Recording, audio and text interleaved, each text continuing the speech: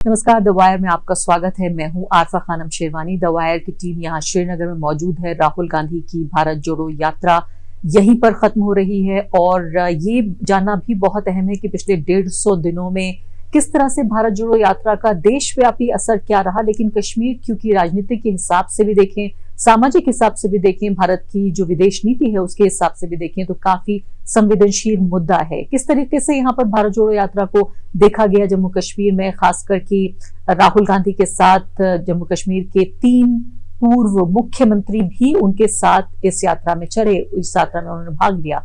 उनमें से एक मुख्यमंत्री महबूबा मुफ्ती हमारे साथ मौजूद है। बहुत बहुत शुक्रिया महबूबा जी।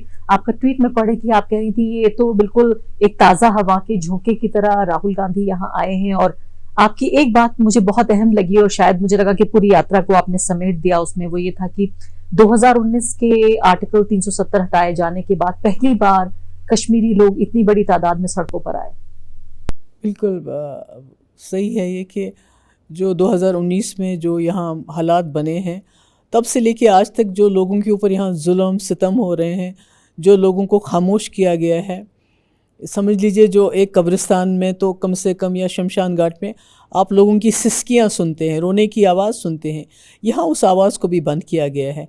ऐसे में मिस्टर राहुल गांधी का यहाँ आना, वो तो कहीं और से भी वापस जा सकते थे, उनको मजबूरी नहीं थी कश्मीर आने की, मगर उनका यहाँ आना तो लोगों को एक बिल्कुल ताज़ा हवा के झोंके की तरह लग रहा है। जिस तरह वो लोगों से मिल रहे हैं, जिस तरह वो जो इस वक्त मुल्क में जो ताकतें हैं ऐसी जिन्होंने लोगों का जीना हराम कर दिया, ख़ासकर एक कम्युनिटी का, मुस्लिम्स का, जिनके जिस तरह वो डिवाइड कर रहे हैं लोगों को, एक कम्युनल टेंशन फैला रहे हैं, जहर फैला रहे हैं लोगों में। तो ऐसे में राहुल जी का उनके ख़िलाफ़ खड़ा होना, राहुल गांधी का उनके इस आइडियोलॉजी के सामने खड़ा होना, तो कहीं ना कहीं कश्मीरियों को एक उम्मीद की किरण नज़र आ रही है कि कोई तो है। क्योंकि अगर आप देखें जो इस कम्युनल पॉलिटिक्स का या जो बीजेपी का जो एजेंडा रहा है, कम्युनल एजेंडा, उसका अगर सबसे ज़्यादा और सबसे पहले कोई शिकार हुआ है वो तो जम्मू कश्मीर हुआ है। लेकिन आपने कहा कि लोग बड़ी तादाद में निकल कर आए, इससे क्या आप समझती हैं? लोगों का निकलने का क्या मतलब हुआ? ऐसा तो नहीं है कि कांग्रेस पार्टी जम्मू कश्मीर के लिए नई पार्टी है या इससे पहले केंद्र में या फिर यहाँ राज्य में उनकी सरकार नहीं रही है, तो राहुल गांधी को लेकर ऐसा क्या चार्म, ऐसी क्या कशिश? नहीं, लोगों का दम घुट रहा है पिछले 3-4 साल से। बाहर आने की इजाज़त नहीं है किसी को। अगर आप कोई चाहें कि आप बाहर आ जाएं, किसी चीज़ के ऊपर, किसी मुद्दे के ऊपर प्रोटेस्ट करें, बात करें, तो आपको सीधे जेल में डाल दिया जाता है। अगर कोई सरकारी मुलाजिम कोई बात करता है, अगर कोई ये कहता है कि बिजली को इस टाइम नहीं इस टाइम जाना चाहिए था, तो ट्वीट करता है, तो उस गवर्नमेंट मुलाजिम को उसी वक्त सस्पेंड किया जाता है। सिर्फ इतनी बात पे मेरे एक मिसाल भी है। यहाँ पर फॉरेस्ट डिपार्टमेंट का एक अफसर था जिसने लास्ट ईयर एक ट्वीट किया कि बिजली के जो कट्स हैं अनशेड्यूल्ड हैं, ये जब होना चाहिए तब आती नहीं है, जब जाना नहीं चाहिए तब चली जाती है। तो उसको उसी दिन सस्पेंशन ऑर्डर निकाल दिया, उसको सस्पेंड कर दिया। और उसके बाद ये भी थ्रेटन करते हैं लोगों की आपको जेल में डाल देंगे कि अगर आपने ये बंद नहीं किया। अभी देखिए इसकी ये जो लद्दाख का है सनम वांगचुक, जो वहाँ बैठा था धरने के ऊपर कि मैं जो है जो एनवायरनमेंट के साथ खिलवाड़ हो रहा है, लद्दाख की जो आइडेंटिटी है उसको बचाने के लिए, तो उसको अंडर हाउस अरेस्ट कर दिया और उसके बाद उसको लिख के लिया कि भाई मैं ऐसा नहीं करूँगा, ऐसा नहीं करूँगा। तो यह ख़ुद देख लीजिए आपकी जम्मू कश्मीर के हालात कहाँ किस डगर पे इन्होंने पहुँचाए हैं। और शायद इसमें जो राहुल गांधी की जो यात्रा आई तो उसमें लोगों को बहुत टाइम के बाद एक मौका मिला कि हम बाहर आ जाएं, हम देखें बाहर क्या हो रहा है। और जेल नहीं होगी कम से कम, और कम से कम इस बार जेल नहीं होगी। लेकिन तो ये बताइए लाल चौक का सिग्निफिकेंस क्या है? क्योंकि अब तक हम भाजपा आरएसएस से सुनते रहे कि एक दिन हम लाल चौक पे जाके तिरंगा लहराएंगे, जैसे कि ये कश्मीरी लोगों के खिलाफ कोई बात कहने की कोशिश कर रहे हैं, इस तरह से कहने की कोशिश करते हैं। ऐसे में राहुल गांधी आए और चुपचाप वो तिरंगा लहरा के चले गए। तो इसको आपको नहीं लगता कि ये क्या एक जवाब है राहुल गांधी देने की कोशिश कर रहे थे भाजपा आरएसएस को? क्योंकि बीच में ये भी खबर आ रही थी कि चूंकि ये इनका एजेंडा है इसलिए हम ये सोच रहे हैं कि हम नहीं फहराएंगे झंडा।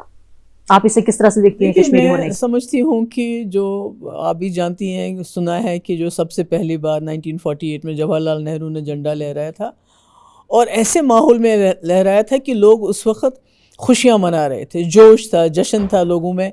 एक ये कि उन्होंने जो हमलावर आए थे पार से उनको वापस भगाया था और साथ ही में ये खुशी थी लोगों को कि हम एक ऐसे मुल्क का हिस्सा बनने जा रहे हैं जिसके खुद प्राइम मिनिस्टर जवाहरलाल नेहरू ने खुद वो झंडा लहराया, और उस तकरीर में उन्होंने कहा कि मैं आपसे वादा करता हूँ कि आपको बाहर के जो हमलावर हैं उनसे भी बचाएंगे, और जो आपकी आइडेंटिटी है, यूनिक आइडेंटिटी है, एक मुस्लिम मेजॉरिटी स्टेट है, यहाँ कश्मीरी हैं, डोगराज हैं, बुद्धिस्ट हैं, सबकी आइडेंटिटी को हम इस मुल्क के अंदर सिक्योर करेंगे, जिसकी वजह से बाद में अंडर इंडियन कॉन्स्टिट्यूशन हमें 370 आर्टिकल 370 स्पेशल स्टेटस मिला। तो लोग ये जश्न मना रहे थे उस वक्त। और आज का लाल चौक में झंडा लहराया, सिक्योरिटी फोर्सेस हैं, आप कोई आम आदमी नहीं आ सकता, देयर इज़ नो सेलिब्रेशन। तो मैं समझती हूँ कि ये मेरे लिए तो ये कोई माने नहीं रखता है, चाहे वो आरएसएस वाले झंडा लहराएं सिक्योरिटी के अंदर। मेरे लिए जवाहरलाल नेहरू का वो झंडा लहराना माने रखता है। वो उस वक्त उनकी तकरीर, उनकी एश्योरेंस, जम्मू कश्मीर के लोगों को वादा करना, उनको ये बताना कि हम आपको ताज की तरह रखेंगे। He had said that Jammu Kashmir is going to be a show window for the whole world to gaze at, कि हम आपको इतना खूबसूरत सजाएंगे कि सारी दुनिया देखती रह जाएगी। और था भी, Jammu Kashmir was the soul of idea of India, जिसको बीजेपी ने मसल दिया। किस तरह से एक हिंदू मेजॉरिटी कंट्री में एक मुस्लिम मेजॉरिटी स्टेट है, exactly. और वो लोग भी खुश रहें और आज़ाद रहें, exactly. उनको उनके अधिकार मिलें। बिकॉज जो सेक्युलरिज्म पे हमारे मुल्क की बुनियादें पड़ी, उसका जो क्रक्स था, उसका जो समझ लीजिए उसका जो कॉर्नर स्टोन है, जो जो जो उसकी बुनियाद है, वो तो जम्मू कश्मीर है। Being a Muslim majority state to align with a country जहाँ हिंदू एक जगह रह गए और मुसलमान बड़ी तादाद में दूसरे मुल्क में चले गए, वहाँ एक मुस्लिम मेजॉरिटी स्टेट का मुल्क के साथ इलाहा करना बहुत बड़ा माने रखता है। और चुनाव को लेके किस तरह की हलचल है? क्या आपको लगता है इस साल चुनाव हो सकता है? आपको कोई खबर है इस बारे में? नहीं, मुझे तो कोई खबर नहीं है, कुछ समझ नहीं आता है। बिकॉज चुनाव का फैसला अगर चुनाव कमीशन को करना होता तो फिर वो कर चुके होते। उन्होंने कहा कि हमारी सारी तैयारियां हैं। चुनाव का फैसला तो बीजेपी के दफ्तर से होगा। तो जब उनको लगेगा कि सारा माहौल जो है उनके हक में है, बाकी चीज़ें हैं, जो भी उनको करनी होगी जोड़ तोड़, और कितने डिवीज़न करने होंगे, कश्मीरी वोट को कितना डिवाइड कर सकते हो आप, गुजर पहाड़ी को कितना डिवाइड कर सकते हो, ब्राह्मण और दलित को कितना डिवाइड कर सकते हो आपस में। तो जब लेकिन डिलिमिटेशन के बाद तो काफ़ी आपको लगता है कि उनके फेवर में तो पॉलिटिकल डिलिमिटेशन तो बिल्कुल, डिलिमिटेशन समझ लीजिए कि इलेक्शन से पहले इलेक्शन को मैनिपुलेट करना, कि you don't need to rig the elections, कि आपने पहले ही इतना मैनिपुलेट किया, इतना जो मेजॉरिटी कम्युनिटी को माइनॉरिटी बना दिया, माइनॉरिटी को मेजॉरिटी बना दिया, ऐसी ऐसी सीटें आपने क्रिएट की कि आपने पहले ही इलेक्शन को किसी हद तक बीजेपी के उसमें करना चाहते हैं। बट आई थिंक कि इलेक्शन जब हो जाएगा तो उसका फैसला तभी पता चलेगा। क्या आम लोग इलेक्शन चाहते हैं? क्या वो इसके लिए तैयार हैं? क्या उन्हें कोई उम्मीद है कि अगर चुनाव होगा जम्मू कश्मीर में तो उनके जो अधिकार हैं बुनियादी वो वापस उन्हें मिलेंगे, या उसको लेकर कोई एक एक्साइटमेंट हो सकता है अगर मान लेते हैं कि कुछ हफ्ते में अगर चुनाव का ऐलान होता है? नहीं, इलेक्शन तो लोग चाहते हैं क्योंकि लोगों पे इतना दबाव है। इस तरह यहाँ पकड़ दकड़ का माहौल है, कोई रास्ते पे चलता है, फ़ोन उसके कान के पास होगा, वहीं उसको पकड़ना शुरू करेंगे। मोटरसाइकिल होगी, 24 अगस्त को मोटरसाइकिल बंद कर दो, आपसे पूछना नहीं है, पकड़ के ले जाते हैं, बच्चों को बाहर के जेलों में डाल देते हैं जहाँ उनके माँ बाप पहुँच भी नहीं पाते हैं। मुलाजिमों को नौकरियों से रोज़ निकालते हैं। अब दूसरा निकाला इन्होंने कि जो ज़मीन है, सरकारी ज़मीनें 50-60 साल से, उससे भी ज़्यादा अरसे से लोगों के पास है, जहाँ छोटे मोटे घर बनाए हैं। आपको मालूम होगा कि जम्मू कश्मीर वाहिद एक ऐसी जगह है जहाँ सबके पास अपना घर है, जहाँ कोई लोग जो हैं बाहर उसमें पाइप में नहीं सोते हैं, जैसे हमारे मुल्क में बहुत जगहों पे होते हैं, बहुत में होता है। सबके पास घर है, और ये इस चीज़ का नतीजा है। एक तो जो शेख साहब ने लैंड टू टिलर किया था, दूसरा यहाँ जो इंदिरा जी के टाइम में भी 20 नुकाती प्रोग्राम हो गया था कि सबको ज़मीन दे दो, और लोगों ने अगर कहीं सरकारी ज़मीन पे 4 मरले 6 मरले पे घर बनाया तो सरकार ने उसको इग्नोर किया कि ह्यूमैनिटेरियन ग्राउंड्स पे। तो आज वो कहते हैं आप सारा तोड़ फोड़ कर दो।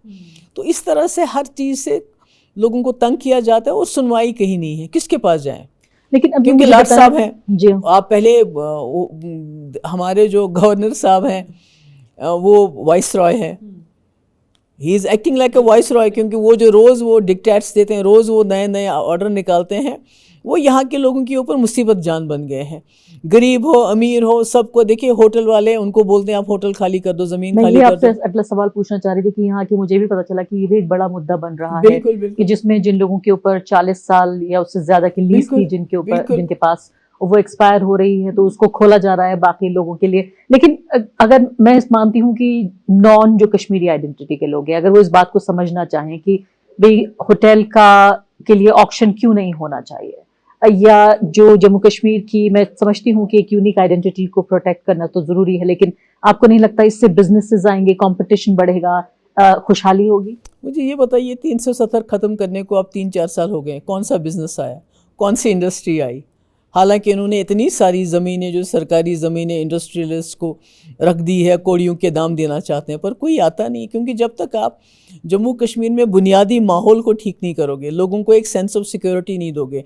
पिछले 6 महीने से हमारे कश्मीरी पंडित भाई जम्मू में प्रोटेस्ट कर रहे हैं, बिकॉज वो कहते हैं हम कैसे कश्मीर जाएँ जब हम सेफ़ नहीं हैं।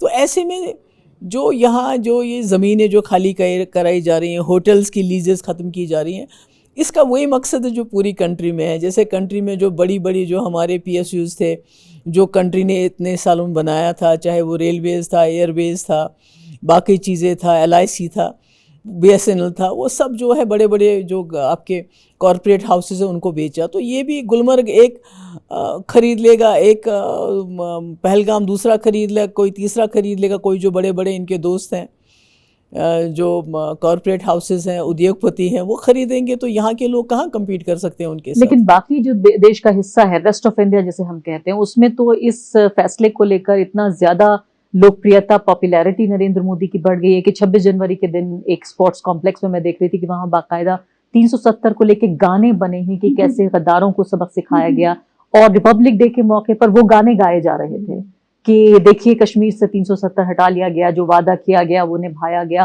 तो अब मुझे ये बताएं कि 3 ऐसी परेशानियां बताइए जो 2019 के बाद कश्मीरियों को पहले से ज्यादा उठानी पड़ रही। नहीं, पहले तो मैं ये बताऊंगी कि ये जो 370 को जिस तरह प्रोजेक्ट किया जाता है, हमारे मुल्क के लोग जो हैं मासूम हैं, और काफ़ी लोग अनएजुकेटेड भी हैं, लिटरेसी भी इतनी ज़्यादा नहीं है हमारे मुल्क में, गरीब लोग ज़्यादा तालीम भी नहीं पढ़ते हैं, उनको ये जॉब नहीं दे रहे हैं। मतलब महंगाई इतनी ज़्यादा है कि गैस सिलेंडर ख़रीदना भी मुश्किल है। आप लोगों की हालत इतनी ख़राब हो गई है कि आप राशन भी उनको फ्री दे रहे हैं 80 करोड़ लोगों को। फिर उन्हीं लोगों को यूपी बिहार में जाके बीजेपी के लीडर बोलते हैं, जिनके पास नौकरी नहीं है, जिनके पास 2 टाइम को खाने का खाना नहीं, जिनके सर पे छत नहीं है, हमने 370 हटाया, आप कश्मीर में प्लॉट खरीदो। तो ये कितनी उल्टी बात है कि जिन लोगों को, जिन मुल्क के लोगों को आपने गरीबी की रेखा से नीचे धकेल दिया हो, जिनके पास 2 टाइम खाना खाने के लिए मजदूरी नहीं कर सकते, पैसा नहीं कमा सकते, आप उन्हीं लोगों को बोलते हो कि आप कश्मीर में जाके प्लॉट खरीदोगे।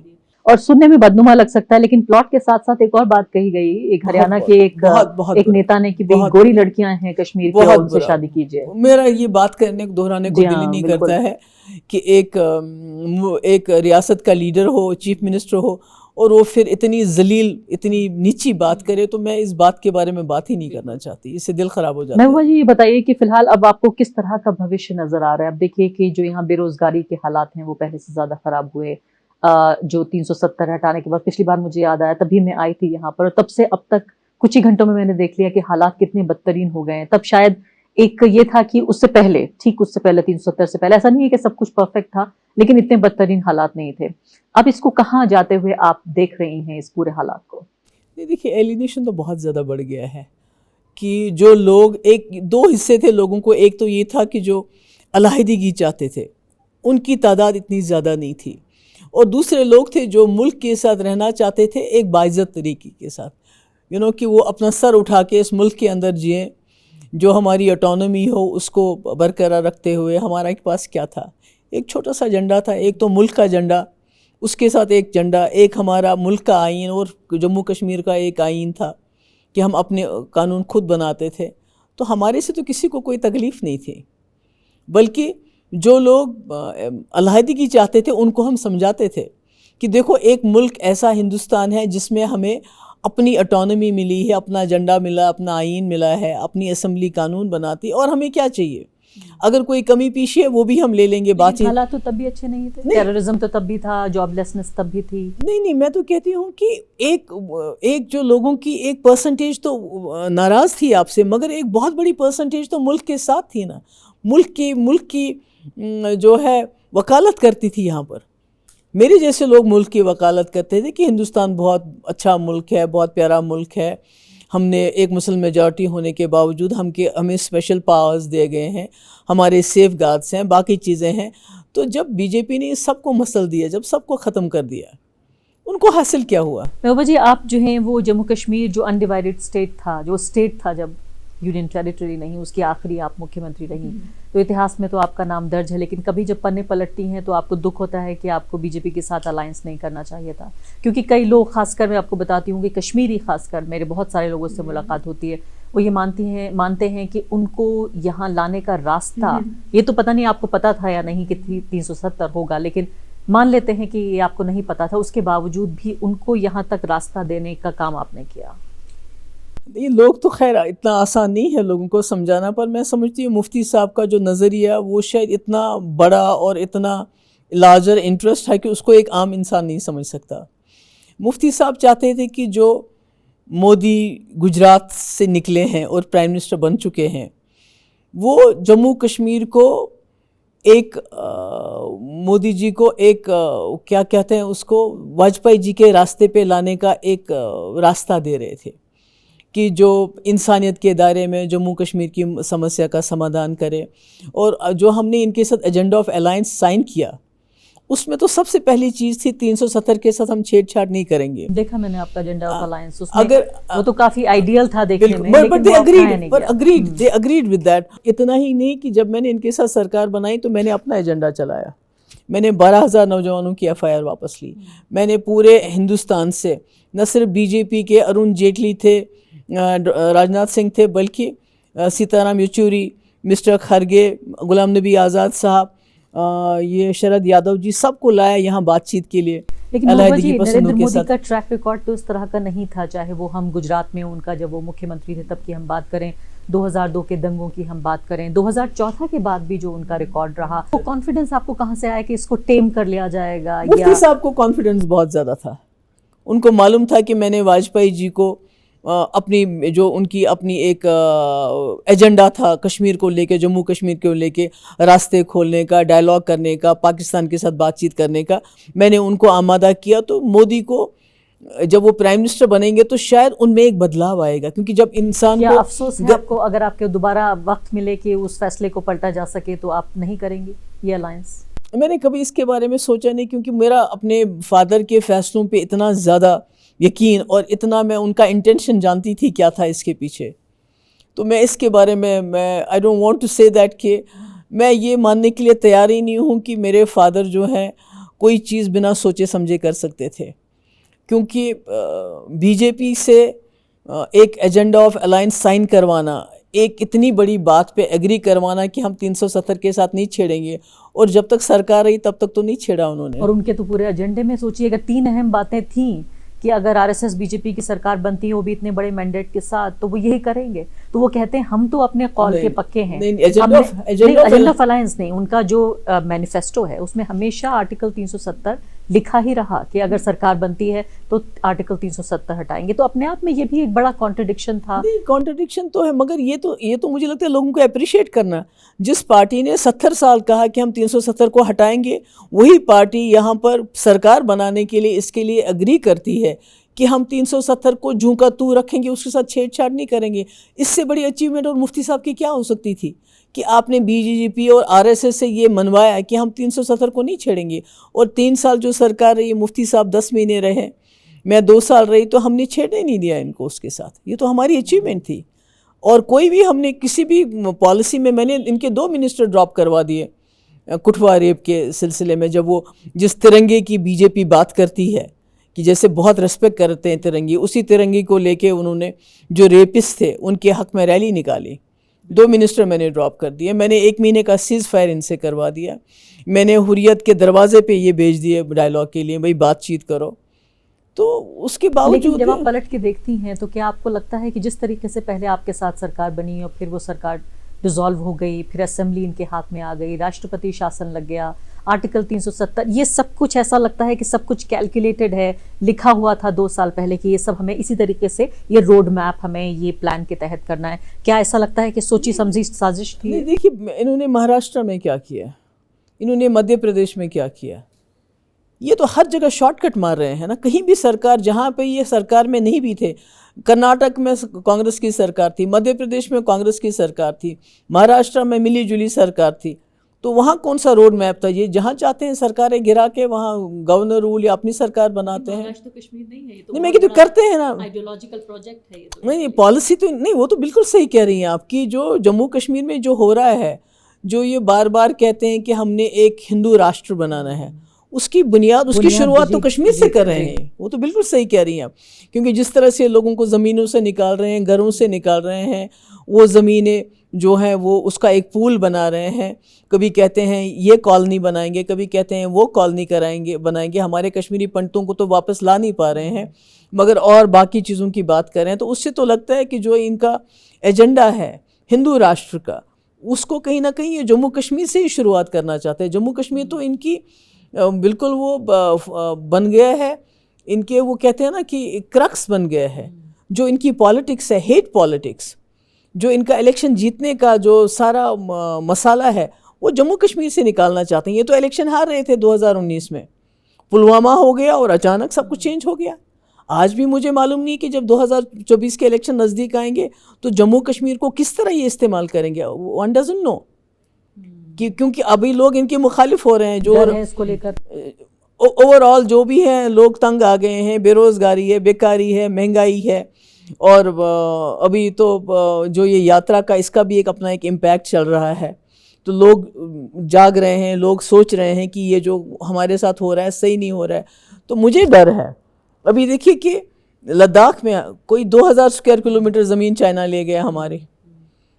तो जो लद्दाख में जो हमारे लोग मारे गए, हमारे जो आर्मी के लोग शहीद किए गए, उनको तो बीजेपी अपने स्टेट्स में गांव तो नहीं घुमाया, नहीं उनके शव को, मगर जब 2019 में पुलवामा हुआ, उनकी डेड बॉडीज को तो हर जगह ले गए इलेक्शन में।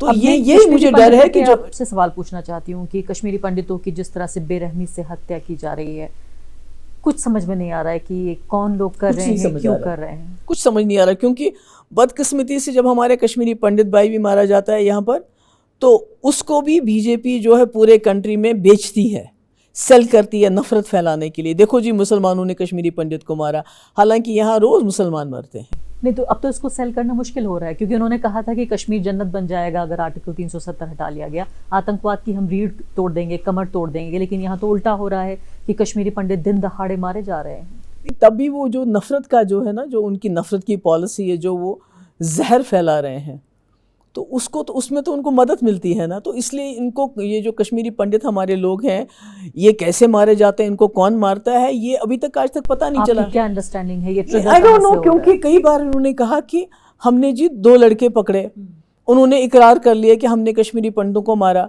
फिर कहते हैं हम उनको हाइड आउट की तरफ लेके जा रहे थे, वहाँ से गोली चली और मर गए। This is what they are saying, कि जब भी कहीं कोई किलिंग हो जाती है, चाहे कश्मीरी पंडित की हो, चाहे कोई बाहर का कोई मजदूर मारा जाए, तो विद इन आवर्स दे से कि हमने जो मुजरिम थे वो पकड़ लिया, उन्होंने जुर्म कबूल कर लिया। फिर जी हम उनको कहीं लेके जा रहे थे, वहाँ एनकाउंटर हुआ, वो मारे गए। So we don't know what's happening. आपको भी अंदाजा नहीं है? हमें कोई अंदाजा नहीं, अचानक ये इतनी मौतें क्योंकि कश्मीर, क्योंकि जब बहुत हालात ख़राब थे 2010 में उमर साहब के टाइम में, और 2016 में मेरे टाइम में बहुत हालात ख़राब हो गए कि आप इमेजिन ही नहीं कर सकते कितने हालात ख़राब हो गए। मगर किसी कश्मीरी पंडित को नहीं छेड़ा, किसी कश्मीरी पंडित को नहीं मारा। आज जब बीजेपी की सरकार है, जब चप्पे चप्पे पे आर्मी है, पुलिस है, सिक्योरिटी फोर्सेस है, तो फिर किस तरह से दफ्तर के अंदर जाके हमारे कश्मीरी पंडित को कोई मारता है? तो मुझे लगता है ये इस पे सोचने की ज़रूरत है। अगर घाटी में इसी तरह से असंतोष बढ़ता रहा, ये डिसअफेक्शन जो पैदा हो रहा है, जो फैल रहा है, तो आपको इसका क्या नतीजा आप देखते हैं? आपने एक ज़माने से कश्मीर को देखा है, आपने एडमिनिस्टर किया है, आपके पिता मुख्यमंत्री रहे, आप खुद मुख्यमंत्री रहे, आप यहाँ पैदा हुई हैं। ये बताएं कि आप किस तरह से इस पूरे हालात को बदलते हुए देख रही हैं, अगर यही असंतोष जैसा दिख रहा है? एलिनेशन बहुत ज़्यादा है। मैंने पहले भी कहा कि कोई भी मुल्क कितना भी ताकतवर हो, वो अपने लोगों के साथ जंग नहीं जीत सकता। अगर जीतता तो बांग्लादेश पाकिस्तान से अलग नहीं हो जाता, उनका तो मज़हब भी एक था। फिर वो अलग क्यों हुए? क्योंकि पाकिस्तान ने उनको इल ट्रीट किया, मिसट्रीट किया। तो इस तरह से मैं समझती हूँ कि Jammu Kashmir it's the core of Indian nationhood. जो इस मुल्क का जो कहते हैं ना रूह है, वो जम्मू कश्मीर है, because it's a Muslim majority state and at the same time a secular state है। क्योंकि गांधी जी ने भी कहा था 1947 में, अगर मुझे कहीं भी रोशनी की किरण नज़र आई वो कश्मीर में नज़र आई, जहाँ पर कोई राइट्स नहीं हुए, कोई आतंक नहीं हुआ, कोई किसी हिंदू नहीं मारा गया, कश्मीरी पंडित नहीं मारा गया। तो आज वही आपका वो ज़ख्मी हो गया है, उसको ज़ख्मी किया गया है, उसको सर से ताज से उठा के पाँव के नीचे मसल दिया गया है। तो अगर आप इसी को मसलते रहेंगे तो कैसे आप लोगों के दिल जीत पाएंगे? आखिरी सवाल आपसे कि 2024 के चुनाव के मद्देनज़र कश्मीर अपने को किस तरह से देख रहा है? भारत जोड़ो यात्रा से आप किस तरह का बदलाव यहाँ पर देख रही हैं? कि आपको लगता है कि कांग्रेस के फेवर में कोई लहर, कोई रुझान? नहीं, it's not about Congress, it's about ideology. जो राहुल गांधी इस वक्त आइडियोलॉजी जिसके लिए वो खड़े हो रहे हैं और जिस आइडियोलॉजी के ख़िलाफ़ खड़े हो रहे हैं, कि वो गोडसे की आइडियोलॉजी को रिजेक्ट कर रहे हैं, जिसको जम्मू कश्मीर ने 1947 में ही रिजेक्ट किया है। और वो एक मिली जुली गंगा जमुना तहज़ीब, जहाँ हिंदू मुसलमान सिख का भाईचारा हो, एक डेमोक्रेसी हो, जहाँ लोगों को बात करने का हक़ मिले, जहाँ लोग बात कर सके, उसके हक़ में लोग खड़े हो रहे हैं। ये मुझे लगता है अभी ये पार्टी की बात नहीं है, ये आइडियोलॉजी की जंग है। लेकिन महबूबा जी, ये तो बहुत ही हास्यास्पद है ये बात कि ना तो आर्टिकल 370 को लेकर, ना ही पुलवामा को लेकर कोई आइडियोलॉजिकल क्लैरिटी तो कांग्रेस पार्टी में नहीं है। देखिए, जहाँ तक मैंने देखा कि मैंने कांग्रेस पार्टी का जो रेजोल्यूशन है वो मैंने पढ़ा और उसमें मुझे काफ़ी जो है अच्छी बातें नज़र आई। पर मेरा अपना मानना है कि जो गोडसे की आइडियोलॉजी ने जम्मू कश्मीर से छीना, तो गांधी के हिंदुस्तान को वो सूद समेत लौटाना पड़ेगा। अच्छी बात आप कह रही हैं, लेकिन आर्टिकल 370 पे भी कांग्रेस पार्टी का यही रवैया रहा कि 370 के हटाए जाने का वो विरोध नहीं करते, जिस तरह से किया गया उसका वो विरोध करते हैं। अभी देखिए, दिग्विजय सिंह का एक बयान आया पुलवामा पर, तो फौरन जो है पूरी कांग्रेस पार्टी हरकत में आ गई और उस बयान को डैमेज कंट्रोल करने में लग गए। वो कहीं से भी ये नहीं दिखना चाहते कि जहां पर सिक्योरिटी फोर्सेस का इन्वॉल्वमेंट हो वहां कांग्रेस पार्टी क्वेश्चन कर रही है, क्योंकि बीजेपी सीधे तौर पर उसको फिर इस तरह से कर देती है कि बीजेपी की सरकार पर सवाल नहीं है, ये सिक्योरिटी एजेंसीज पर सवाल है। ये मैंने वही कहा, नहीं तो आइडियोलॉजी की जंग चल रही है इस वक्त। इसमें बीजेपी जो है पूरा मीडिया का जो भी है, मीडिया हो, बाकी जितने भी आपकी डेमोक्रेटिक इंस्टीट्यूशंस होते हैं जो अकाउंटेबल बनाने चाहिए, अब देखिए जुडिशरी को भी वो कंट्रोल करना चाहते हैं, मीडिया ऑलरेडी उनके कंट्रोल में। ऐसे में मुझे लगता है कि एक आइडियोलॉजी है कांग्रेस के पास जिसके साथ राहुल गांधी खड़े हैं। मुझे और लोगों का मालूम नहीं उनकी पार्टी में कि एक क्या कहता है, बी क्या कहता है, सी क्या कहता है, पर मुझे इतना नज़र आया जो मैं देख रही हूँ पिछले 5-6 महीने से मैं वॉच कर रही हूँ, उससे पहले भी, कि राहुल गांधी इस आइडियोलॉजी की, गोडसे की आइडियोलॉजी के सामने डट के खड़े हैं और हम भी उसी चीज़ को सपोर्ट करते हैं जम्मू कश्मीर के लोग। और मैंने पहले भी कहा कि जो आप ज़मीन को फोर्स से रख सकते हैं अपने साथ, मगर लोगों के दिल जीतने की जरूरत, उसके बगैर कोई चारा नहीं। इसलिए राहुल गांधी, प्रियंका गांधी को गले भी आपने लगाया, उनके साथ वॉक भी आपने किया। नहीं, वो तो ठीक है। मेरा ये है कि मतलब एक इंसान जब कोई इतनी बड़ी ताकतों के ख़िलाफ़ अकेला खड़ा होने की कोशिश कर रहा है, जिसने मुल्क को तोड़ दिया है, जिसने मुल्क को बखेर दिया है, और हमारा उसी मुल्क के साथ जो है रहना है, इलाक़ हुआ है, जिस मुल्क में गंगा जमुना तहज़ीब, जिस मुल्क को देख के हमने ये फ़ैसला किया था कि हम इनके साथ रहेंगे, हमारा मज़हब, हमारी identity as a Dogra, as a Kashmiri, as a Buddhist safe रहेगी। तो आज उसी चीज़ के लिए, उसी आइडियोलॉजी के लिए अगर राहुल गांधी खड़े हो जाते हैं तो मुझे लगता है उनको गले लगाने में कोई हर्ज नहीं है। बहुत बहुत शुक्रिया आपका महबूबा मुफ्ती जी, आपने हमसे बातचीत की, समय निकाला। Thank you so much. The wire के और वीडियोस देखने के लिए सब्सक्राइब करें और बेल आइकन पर क्लिक करें। स्वतंत्र पत्रकारिता की आर्थिक मदद करने के लिए डिस्क्रिप्शन में दिए गए लिंक पर जाएं और अपनी राशि चुनें।